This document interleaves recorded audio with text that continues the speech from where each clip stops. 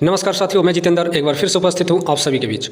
साथियों, आज के इस वीडियो में हम लोग बात करने वाले हैं एक ऐसे शख्सियत के बारे में जिन्हें भारतीय न्यायपालिका के भीष्म पितामह के रूप में देखा जाता है, जिन्होंने इंदिरा गांधी जब भारत में 1975 में इमरजेंसी की घोषणा की और जब इन्हें पता चला तो इन्होंने बिना लेट किए अपना इस्तीफ़ा इंदिरा गांधी के डेस्क पर पहुँचा दिया था।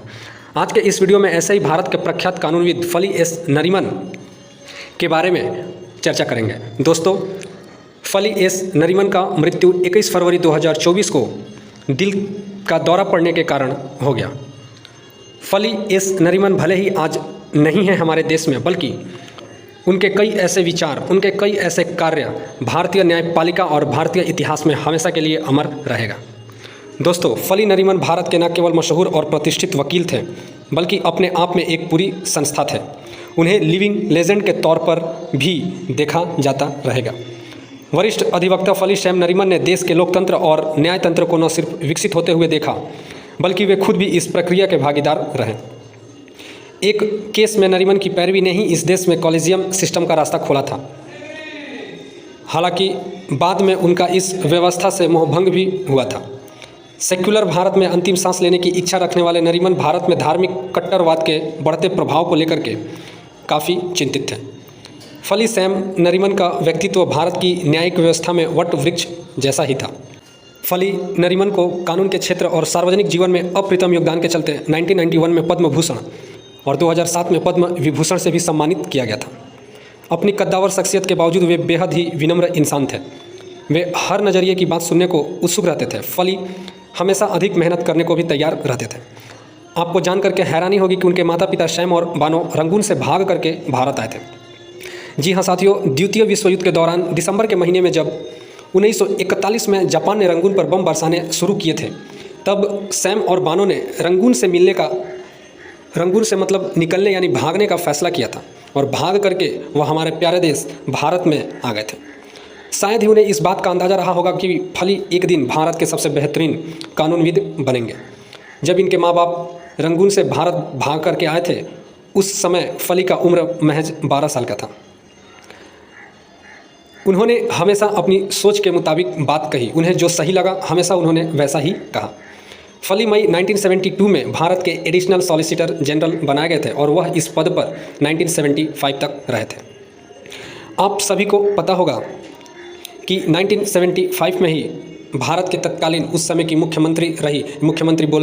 प्रधानमंत्री रही इंदिरा गांधी ने भारत में इमरजेंसी की घोषणा कर दी थी, जिसको लेकर के फली एस नरीमन काफ़ी चिंतित थे। जब 1975 में इंदिरा ने देश में इमरजेंसी लगाई तो उनके सामने अपनी चेतना की आवाज़ सुनने या फिर सरकार के फैसले के साथ जाने का विकल्प था। ऐसे में उस समय अपनी पत्नी के साथ छुट्टी मना रहे फली नरीमन ने अपनी अंतरात्मा की आवाज़ सुनी और इंदिरा के फैसले के विरोध में एक झटके में भारत के अतिरिक्त सॉलिसिटर जनरल से इस्तीफा दे दिया। इंडियन एक्सप्रेस के एक लेख में फली एस नरीमन ने इस घटना की कहानी विस्तार से बताई थी। उन्होंने कहा था कि 1 मई 1972 को मुझे एडिशनल सॉलिसिटर जनरल नियुक्त किया गया था। तब मुझे बॉम्बे हाई कोर्ट में प्रैक्टिस करते हुए 22 साल हो गए थे और मैं दिल्ली आना चाहता था। 1 मई 1975 को मेरा कार्यकाल पूरा भी हो गया था और मैं 3 साल का नया टर्म भी मिल गया था। नरीमन आगे बोलते हैं कि उन्हें दूसरा कार्यकाल मिले महीने भर ही बीते थे कि 12 जून 1975 को इलाहाबाद हाई कोर्ट के जस्टिस जगमोहन सिन्हा ने इंदिरा गांधी के चुनाव को अयोग्य करार दे दिया। इसके बाद इंदिरा गांधी के वकील जेबी दादा चंजी फैसले की कॉपी लेकर मेरे पास आए थे और हमने राय मशविरा किया। फली एस नरीमन के मुताबिक इलाहाबाद उच्च न्यायालय का फैसला कानून की कसौटियों पर कमज़ोर था। उन्होंने ये बात कानून मंत्री HR गोखले और PN धर को बताया था। इसके बाद उन्होंने मुझे कहा कि इंदिरा गांधी ने उनसे अनुरोध किया है कि वे इस आदेश के खिलाफ सुप्रीम कोर्ट में दाखिल होने वाली याचिका और स्टे एप्लीकेशन को देख लें। लेकिन इससे पहले इंदिरा के वकील नानी पालकीवाला सारे दस्तावेज देख चुके थे और जो मेरे लिए संतोष का विषय था, यानी कि उस समय फली एस नरीमन इंदिरा गांधी की जो वकील थे नानी पालकीवाला, जब वो पूरा दस्तावेज देख लिए थे तो फली एस नरीमन ने उसे देखना जरूरी नहीं समझा और वो उससे संतुष्ट थे।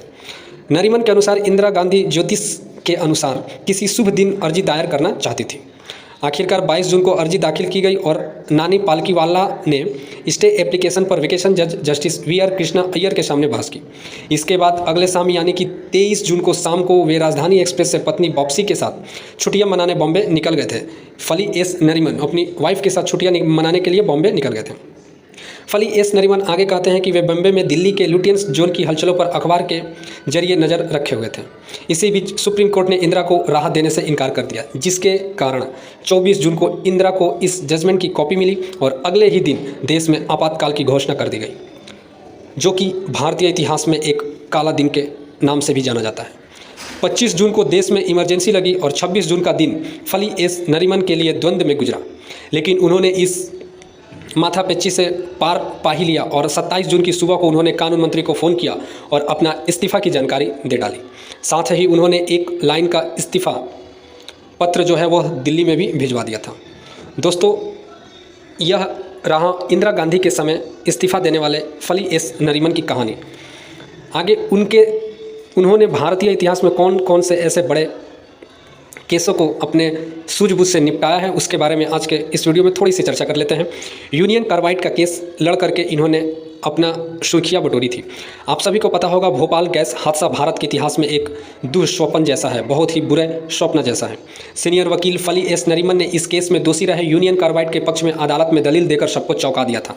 उन्होंने अदालत के बाहर पीड़ितों और कंपनी के बीच सौदा कराने में महत्वपूर्ण भूमिका निभाई थी, जिसमें पीड़ितों को $470 मिलियन की राशि की पेशकश की गई थी।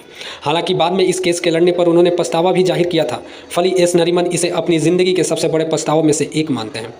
नरीमन ने आगे कहा था कि कुछ ऐसे मामले होते हैं जहां एक वकील को कुछ केस की पैरवी करने से इनकार करना चाहिए, लेकिन उन्हें पश्चाताप है कि वे अपने करियर की शुरुआत में ऐसा नहीं कर पाए थे। फली एस नरीमन आगे अपना इच्छा जाहिर करते हुए बताते हैं कि वह सेकुलर भारत में मरना चाहते हैं। और फली एस नरीमन की आत्मकथा बिफोर मेमोरी फेड्स के अंतिम अध्याय में एक चर्चित लाइन है। इन पंक्तियों में फली एस नरीमन कहते हैं कि वे सेकुलर भारत में अंतिम सांस लेना चाहते हैं। कुछ महीने पहले एक इंटरव्यू में जब उनसे इस बाबत पूछा गया था कि क्या वो भारत में बढ़ते धार्मिक कट्टरवाद को लेकर चिंतित हैं और वे अपनी पंक्तियों के बारे में क्या कहना चाहेंगे, तब उन्होंने लिखा था कि वे एक धर्मनिरपेक्ष भारत में मरना चाहते हैं। इसके जवाब में उन्होंने कहा था, मैं उस पर अभी भी कायम हूँ, मैं उन पंक्तियों का एक शब्द भी वापस नहीं लेता हूँ। अगर हम सेकुलर भारत से धार्मिक भारत की ओर जाते हैं तो गंभीर समस्या की ओर जा रहे हैं। बावजूद इसके कि ये देश हिंदू बहुल है, लेकिन हिंदू धर्म बड़ा समावेशी धर्म है और सदियों से समावेशी रहा है। आगे उन्होंने कहा था कि क्या जिस तरह पाकिस्तान इस्लामिक स्टेट है, उसी तरह भारत हिंदू स्टेट बन सकता है, क्योंकि इसी आधार पर पाकिस्तान बना था, मगर पाकिस्तान की हालत ख़राब है और भारत वैसा नहीं है। उन्होंने कहा कि बहुसंख्यक संस्कृति के अलावा मैं भारत के लिए कुछ और नहीं सोच सकता हूँ। फली एस नरीमन को अपने सांस्कृतिक विरासत पर बड़ा गर्व रहता है। वो भारत की सेकुलर छवि को सहेज कर रखने के बड़े पैरवीकार थे। अपनी जीवनी में उन्होंने लिखा है कि उनका जन्म सेकुलर भारत में हुआ था और इसी व्यवस्था में उन्होंने सार्वजनिक जीवन में कामयाबी भी हासिल की है। आगे उन्होंने कावेरी जल विवाद कर्नाटक बनाम तमिलनाडु, जो 2016 में काफ़ी चर्चित रहा है, उसका भी केस लड़ा। नरीमन ने तमिलनाडु के साथ कावेरी जल विवाद में कर्नाटक का प्रतिनिधित्व किया था। उन्होंने 30 से अधिक वर्षों तक जल साझाकरण मुद्दे में कर्नाटक के अधिकारों के लिए लड़ाई लड़ी। हालांकि उन्होंने कर्नाटक सरकार द्वारा गैर अनुपालन के कारण मामले से खुद को वापस ले लिया था बाद में, लेकिन अदालत ने उनके रुख को स्वीकार भी किया था। इसके अलावा उन्होंने कई ऐसे तमाम बहुत ही बड़े बड़े केस लड़े थे, जिसमें एक सबसे बड़ा केस था जयललिता तमिलनाडु की जब पूर्व मुख्यमंत्री थी, तब उन पर 1991 से 1995 के बीच उनके कार्यकाल के दौरान सरकारी धन के दुरुपयोग का आरोप लगा था। सितंबर 2014 में बेंगलोर की एक अदालत में उन्हें दोषी पाया और उन पर जुर्माना लगाया गया, क्योंकि उनकी संपत्ति उनकी ज्ञात आय से अधिक थी।